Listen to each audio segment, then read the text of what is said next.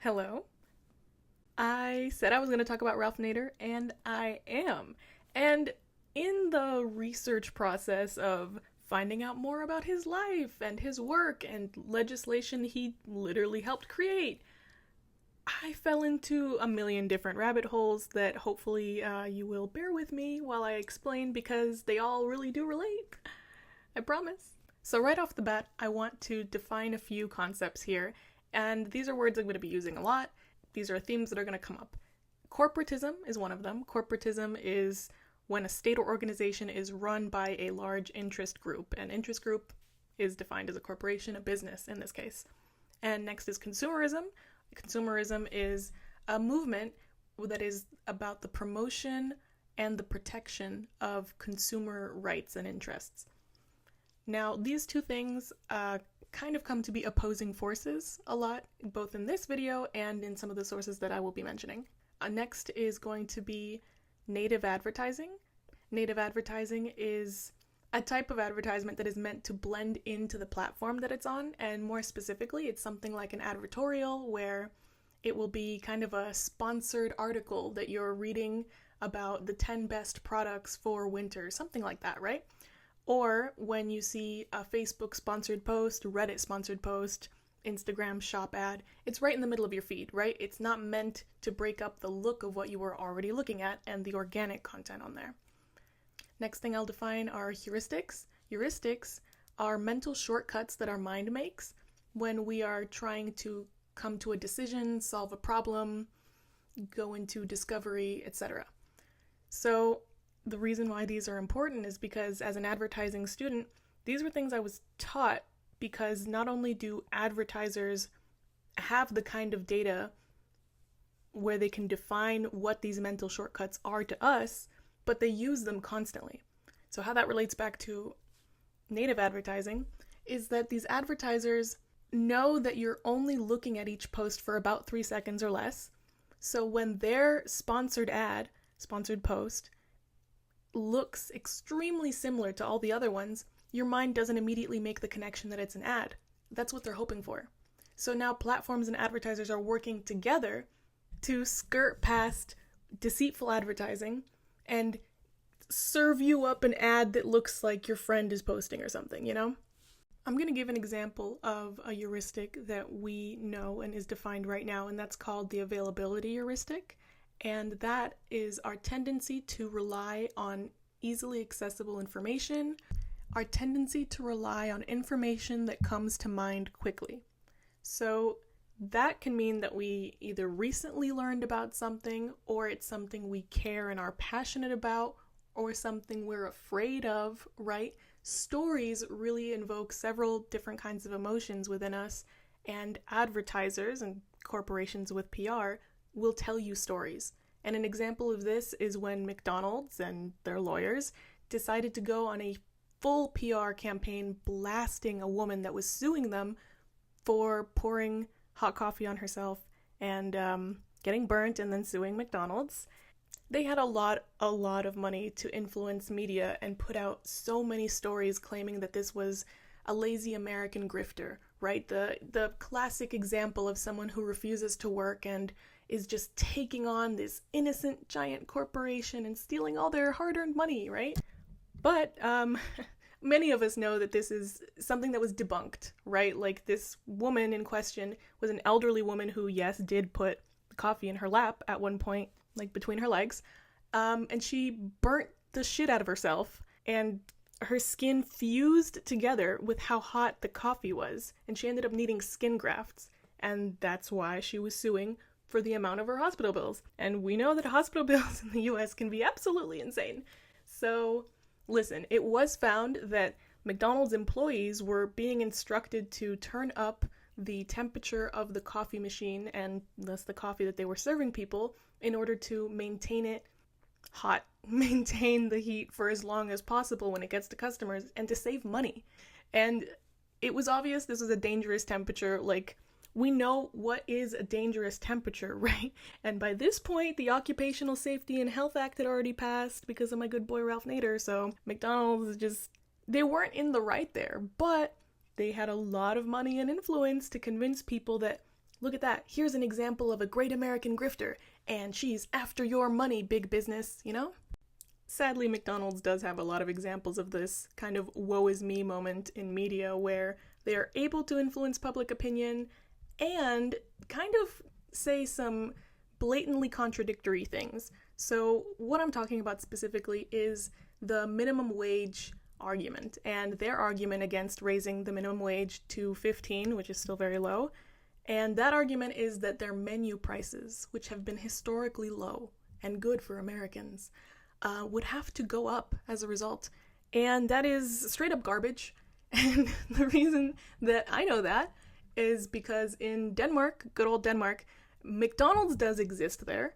And the people of McDonald's, the employees' base pay, a part-time employee makes more than $20 an hour. Right now it's about $20.59 US. And that's because they have a fast food workers union who said, absolutely not. If you want us to work here, you're going to have to pay us a living wage. And McDonald's did. And if you're wondering how much did the menu prices go up as a result, it's so funny because the price of a Big Mac in Denmark is 76 cents cheaper than the price of a Big Mac in the US. So I'm not saying McDonald's lied.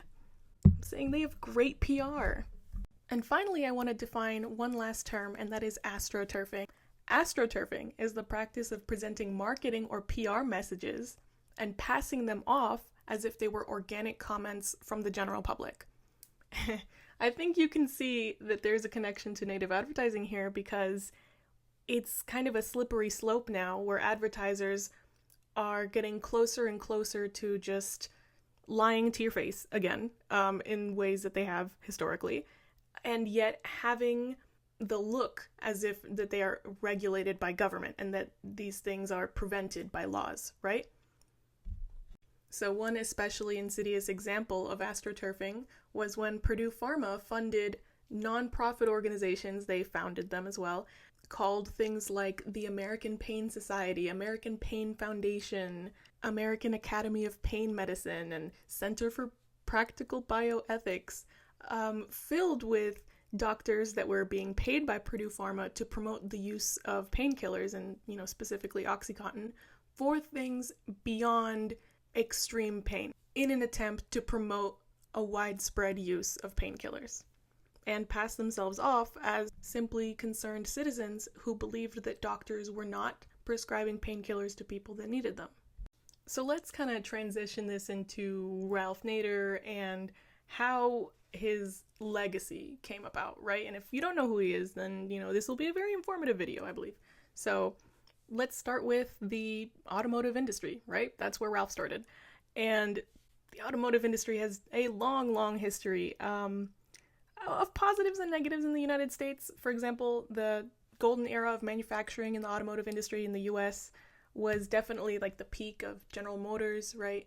The brands that they ended up buying, Ford, Chevy, and it gave a lot of people a lot of jobs. And at that point, the United Automotive Workers Union was getting great pay, great benefits. I mean, people could work in those plants and actually, they were making a living wage and they were earning for their family, they had benefits, etc. So a lot of people find this as kind of a golden age of America. And this is what people like Trump and Republicans are talking about when they're saying, like, what happened to those manufacturing jobs, right? We want to get jobs back in America, and specifically those jobs, right?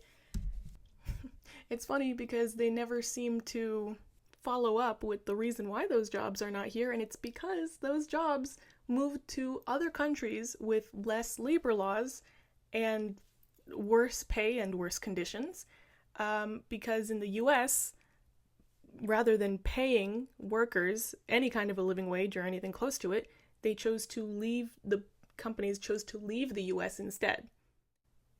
But when you think about why someone would be demanding a higher wage or a living wage, it's because they need a roof over their head. It's because the groceries they're buying take up a significant amount of the budget, if not all of it, right? And if we want to encourage people to have families and, have a bunch of babies, if you want that to happen, then why aren't you actually providing for people that want to start families or people who already have children, right? And they don't have enough money, and they just, I don't know. It's kind of ridiculous, and obviously I'm not making any cogent points here, but I'm just gonna transition away from that now, and I'm gonna talk about General Motors and the cars that Ralph Nader had a problem with. So in 1965, Ralph Nader wrote the book Unsafe at Any Speed based on an article that he had written for a newspaper. And the catalyst to this was that a good friend of his from college had gotten into a car accident where the car didn't have seatbelts and it rolled and he became paralyzed from the waist down as a result. So knowing that accident was preventable and that seatbelts existed at the time, they just simply weren't required, and in fact they were not a part of like factory condition cars. They didn't come out like that. You had to buy like a safety package, and at the time brands like Ford did actually sell like a safety upgrade that included a seatbelt, and it was popular, but word came down from executives that they had to stop selling it because it was an affront to the cars themselves. And the reasoning behind this was because of the cultural attitude in the US at this time towards cars and drivers. This was before there was a National Highway Traffic Safety Administration, okay?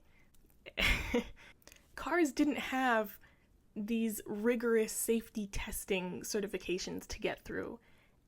And they were mostly designed based on cost, both to the consumer and the manufacturer, as well as design, so how nice does it look? And some of these designs were just anti-human, to say the least. They were actively killing people in accidents or even just simple maneuvers where not only was it preventable, but it was kind of ridiculous that this wasn't considered in the first place. He spoke specifically to engineers, whistleblowers willing to speak from these companies such as Chevy, and the engineers were discussing with him how these were cost-cutting measures that were actively dangerous for consumers. And some of these measures, let's talk about them. The swing axle on the Chevy Corvair. Now, I'm not going to pretend to know like a bunch about cars, but from the explanations that I saw in my sources, what I've come to understand is that the rear swing axle controlling the wheels, back of the car on the Chevy Corvair, when one would turn, there was a tendency to oversteer and the car would flip, right? Now, this is something that like larger cars, that's a danger in larger cars in general, that you flip the car over by turning too hard. But it was the design of it that was making it more likely. And rather than take any of these criticisms or deaths and redesign the Chevy Corvair or the Ford Pinto, these car manufacturers preferred to go along with the cultural attitude of the time that it was the driver's fault for accidents on the road. And there was nothing else that could be done but being a better driver, right? And there was something called like the lunatic on the road, which was this character created to kind of like warn people to always like be vigilant on the road. It's like the person that'll kill you on the road is that crazy dude, doesn't know how to drive, right? It's not your car whose gas line is ignited if they're hit from behind, right? Like Ford Pinto. Or, I forgot what car it was, but there was a car Sammy Davis Jr. drove that had a spike in the middle, like where the horn would be. I said, just a fun design.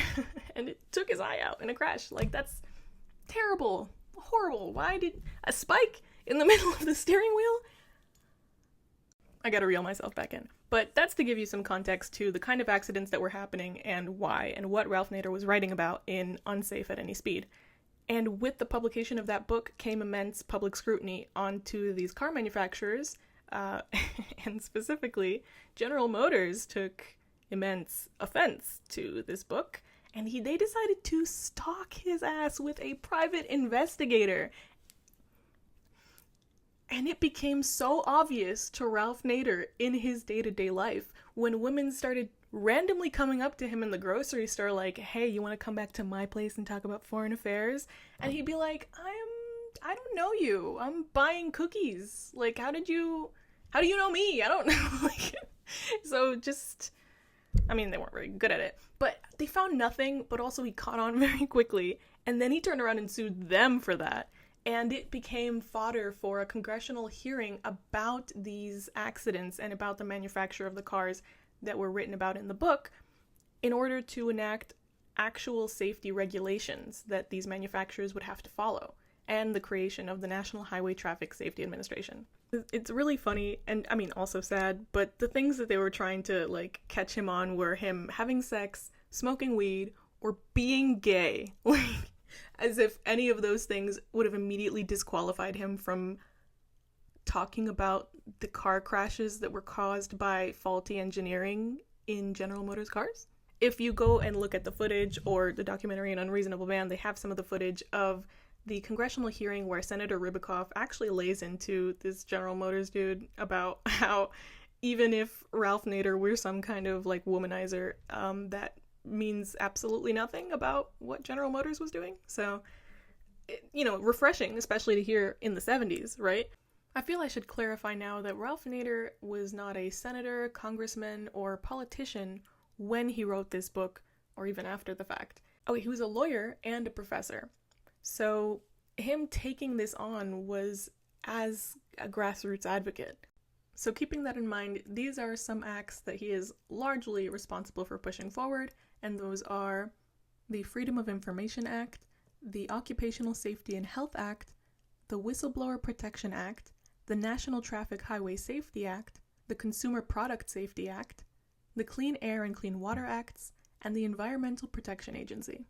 A National Highway Traffic and Safety Administration report from 2015 estimated that between 1960 and 2012, auto safety measures, most of them government mandated, had saved 613,501 lives, and that the fatality rate per mile of travel fell by 81%. The risk of dying in a car crash went down more over that period than the risk of dying prematurely from disease did. This one's kind of funny because, like, he's also responsible for, like, nutritional labels being put on food, but I think people might even relate harder to this one. He is the reason why airlines have to give you a voucher if they overbook your flight and can't get you on a seat.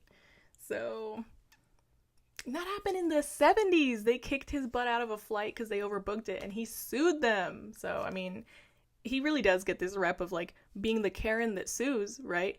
And that is like a character, right, that's been created out of this like American cultural imagination where there's this person who is so entitled that they have somehow all of the funds and the privilege to be able to sue someone and win, right? And when we look at this, like the cases where he sued and won, he had every right and he was right. But the people that he sued were so big and so bitter about it that they created this whole narrative around him. His failure to establish a consumer protection agency and push that through in Congress kind of marked the end of his peak period where he was always appearing in congressional hearings and, getting shit done. And this also ushered in the Reagan era of politics, where deregulation was on the board and also a celebration of American industry returning, and manufacturing specifically. It's really interesting how a certain mythology was created around Ralph Nader during this time, in the 70s especially, and the 80s, where he was given this villain title. And there are quotes, for example, from a Supreme Court Justice, Lewis F. Powell Jr., where he wrote that perhaps the single most effective antagonist of the American business is Ralph Nader, who, thanks largely to the media, has become a legend in his own time and an idol of millions of Americans. That's interesting to me because maybe in the 70s and 80s, he had like millions behind him. And he certainly had like at least 93,000 something behind him in the year 2000, but his cultural relevance did diminish after this time, and it continues diminishing. Mostly, thanks to kind of this political backlash that he received because of the election of the year 2000, as well as his subsequent presidential campaigns. In a book written by a General Motors fanboy and historian called The Sack of Detroit, describes Ralph Nader as another enemy of American manufacturing. And he also wrote that Senator Ribicoff, Ralph Nader, and their allies brought to its knees the greatest industrial enterprise in human history. Generally, American automakers found an easy scapegoat in Ralph Nader to blame their mechanical, design, and financial problems on him rather than their extremely qualified competition. Now let's talk about the biggest controversy of his career and possibly the reason why he was excluded from politics after this, and really excluded from media as well. And that is the 2000 election, the results of the 2000 election where he ran as a third-party presidential candidate. His reasoning was that the Democratic Party and the Republican Party had very little difference between the two, and neither were working to improve the lives of American people, and people were finding more and more that they were agreeing on more topics than disagreeing, so voting for one didn't feel too different from voting for the other. For example, voting yes on war, right? It's kind of like, okay, so both of them say yes, where can I have my voice heard, right? One example. So Ralph Nader, in a protest action, ran as a third party specifically to move the Democrats to the left. This is a strategy. However, this was also the period that named him as a spoiler because Al Gore lost the election to George Bush, and that was due to an extremely close count of votes in Florida. I believe that Al Gore lost by something like 507 votes, and if we look at how many votes Ralph Nader got in Florida, he got 93,700, something like that. So it can be really easy to attribute the votes that Al Gore didn't get to some 500 there. And something that Ralph Nader brings up in his documentary, An Unreasonable Man, is that there were other third parties on the ballot, and that they had several votes. None of them had 93,000 votes. They had like 530, 1,000, right? Like, we know who the number one third party candidate was at the time. So not only does he bring that fact up, but again, his belief was that there was no significant difference between the two parties. And that was where many Democrats felt that that was a fundamental difference that they would not see eye to eye on. And to some extent, people still, to a large extent, people do feel this way today. And during Bernie Sanders' presidential campaign, he was saying the same things, but he was running as a Democrat. And Ralph Nader, in a recent article about 2019, did express regret for running third party in the year 2000 and in subsequent elections, and mused on whether or not running as a Democrat would have been better. It's really funny because in the same article, he mentions that Bernie Sanders hasn't returned his calls since the year 2000. Just like beefing with Bernie Sanders, like, whatever. But this is one of those things where people feel so strongly in either direction, really. People really do feel strongly. It's like, what else was there, right? Like, if only he hadn't been there. And to some extent, that they are right, but to another, I just have to say that third-party voters would not have necessarily voted for Democrats or Republicans. But I'm not about to sit here and be like, I'll defend Ralph Nader for my life, because that's not what I'm trying to do. That's not what I'm trying to do. I'm trying to really just like talk about him in a way that like relates to a lot of other concepts that we're seeing pop up over and over again. Something I enjoyed a lot about this documentary was the fact that there were so many conflicting opinions in it. People that disagreed with Ralph very strongly, people that brought their own evidence to the 2000 election debate. And you think of stories in terms of heroes and villains, right? We do have a tendency towards black and white thinking. So Ralph Nader is presenting himself as someone that like has both of these inside of him. Like, this controversy exists and it's part of his person. He's not going to ignore it, and you shouldn't either, right? So it's very nuanced. So it demands critical thinking, really, because it's not a matter of just picking one and being done with it. Also relevant to today, after the 2000 election, Joe Biden was quoted as stating that Ralph Nader would no longer be welcome into Congress for congressional hearings or to meet with Congress members. There was a really interesting cover of a 1968 Newsweek where they featured Ralph Nader dressed as a knight, a medieval knight. And I believe this was a reference to Don Quixote, which is a novel by Cervantes written in 1605, very, very old, like talk about classic literature, that was very dense. So I needed a lot of help from literary analysis and also the musical to help me understand more about it, because I wanted to know if this was an apt comparison, right? And what people were saying besides, like, he's crazy, he's seeing things. Because that's, if anyone knows anything about Don Quixote, it's usually that he is a mad knight, right? He's delusional. He's fighting against things that don't exist. Or, the Impossible Dream song from the musical, which is amazing, but it's a little more hopeful than the other parts of the book. When I looked into Don Quixote, I just found such a layered story where, yes, Don Quixote is an elderly man who claims to be a knight and wants to go on missions to save people, right? And he missions to save people from armies and monsters and evil. And along the way, he brings along a partner in crime, someone who tags along but also kind of brings him back down to earth. And the book describes many actual hallucinations that he sees and the ways in which he convinces the people around him that they're more than hallucinations, right? And he becomes more of a sympathetic character as the book goes on. But interestingly enough, there's a detached narrator telling you this story of this man, and that narrator changes about halfway into the novel. So Cervantes has given us two unreliable narrators, self-described, and we have to now take in that layer of the story. So who is telling us that Don Quixote is a delusional knight? Is it someone that we can trust? What perspective do they have? Look at all these stories that are told in this novel. Over and over again, Don Quixote is fighting against something impossible. He thinks windmills are monsters and sheep are armies. He breaks somebody's leg at a funeral because they refused to tell him what they were doing. And it seems very clear from these stories that this man, there's something wrong with him. And he's just fighting battles he can't win and refusing to see reason.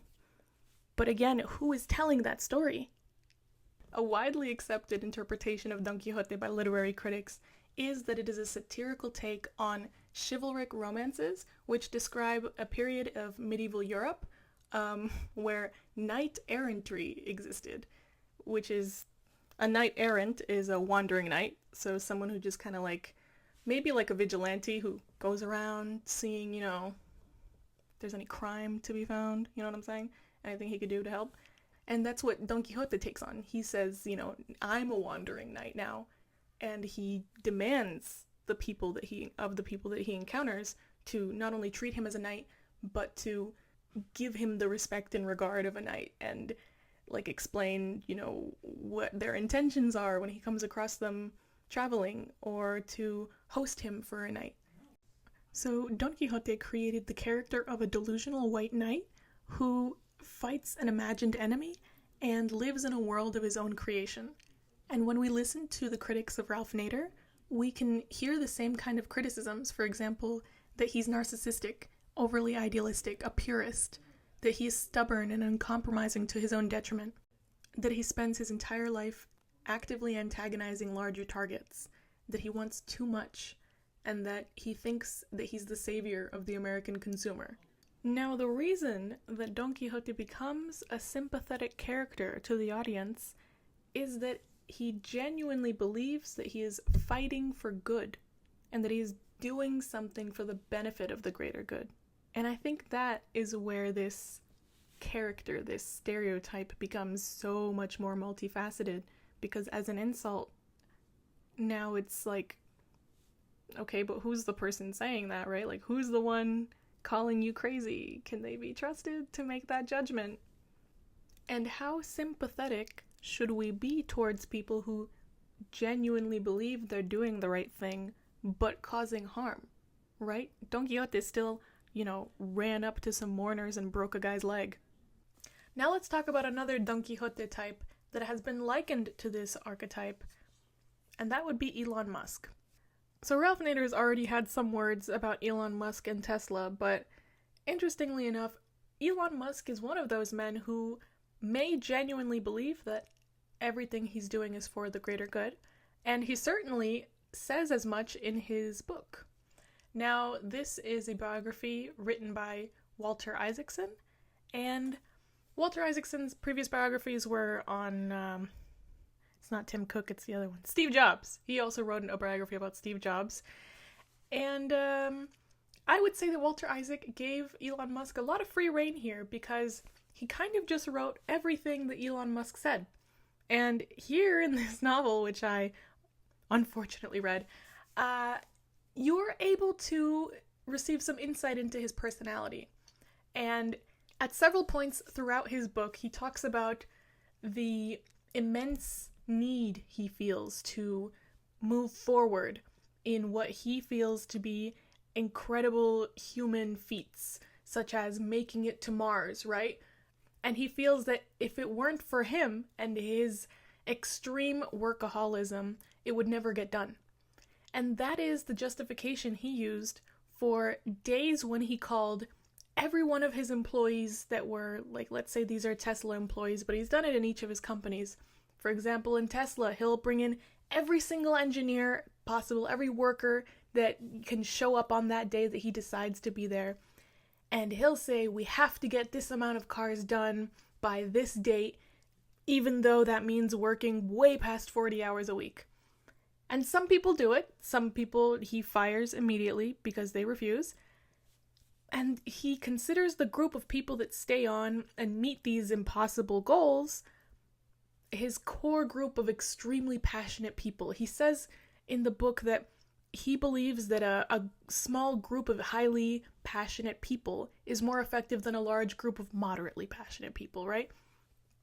And sadly, if that were true, if he was being genuine about that statement, then he would treat that core group well, or at the very least, know how many people it would take for that group to function, right? And do all of the day-to-day tasks of running a business that aren't always just the manufacturing plant.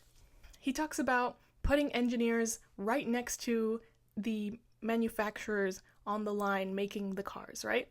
And he demands to know at every point why an engineer has made the choice that they've made. And he will not accept a choice influenced by government regulation. In fact, when it is merely because of regulation, he insists that that decision be reversed. And not only is this flagrantly a cost-cutting measure as well as some kind of ego trip, but this has contributed to Tesla factories being some of the auto factories with the highest injury rate in the US. According to ex-plant managers, we now know that Elon Musk refuses to have things as simple as caution signs or even safety shoes simply because he does not like them, and he puts people in the position of being antagonistic towards him and risking their jobs. Meanwhile, they are instead risking their lives to be on that job. In a twist that some people definitely predicted, Elon Musk's constant frenzied drive of his Tesla factories to produce tens of thousands of cars in mere months, and definitely not the actual time frame where they can be produced safely, there is now a surplus of Tesla vehicles in dealerships. And we're now finding that these Tesla vehicles, their batteries don't last very long. The life of a Tesla is about 100,000 miles, and after that, it just becomes too expensive to replace the battery at all, so you might as well get a new car. And it's like interesting to me because there have already been studies about how used vehicles are better for the environment buying used versus buying a new electric vehicle. If the electric vehicle doesn't last very long, then what's the point? How is that better for the environment? Because you have to make a whole new car in 100,000 miles. Former Tesla employees have come forward saying that reported injury counts that are government mandated are substantially lower and often misreported simply by mislabeling work injuries and accidents as personal injuries or accidents, meaning that aspects of work were not involved. I'm getting this information from revealnews.org, and when Reveal reached out to Tesla for comment, Tesla insisted that their record keeping was accurate, even when presented with these cases of personal injury being marked. And what this Tesla representative said was that it was determined by a medical professional later that the injury was not related to the work that they did. And funny enough, the medical profession is contracted to Tesla, paid by them. So they have a financial incentive to say that. Now let's look at Elon Musk's other venture, which is Twitter. I'm going to call it Twitter. When he bought Twitter, first he decided to tweet about buying it, and it was his intention to attempt a hostile takeover through buying up shares of Twitter. And because of SEC rules about insider trading, he could not simply take back the tweet with his intention to buy Twitter, because that could be seen as attempting to manipulate the stock market. So he had to buy it. He had to buy it for billions, and he's still significantly in debt and has now tanked the value by about 40 billion with a B, if not more. Recently, Twitter's biggest advertisers have pulled out. This includes Apple, Disney, Hulu, just to include a few. And you would not believe it, but some of these advertisers are the same that attempt to convince audiences that advertisers are or should be apolitical. It's very, very funny to me because to them, apolitical means playing both sides and making as much money as possible. So anyway, pulling out of Twitter based off of their ads appearing next to anti-Semitic tweets shows that advertisers can be political when they choose to be, because clearly they understood that now it would affect their wallet. Really, corporatism and these advertisers are supported by social media platforms. Social media platforms would not be able to exist as free-to-use platforms otherwise.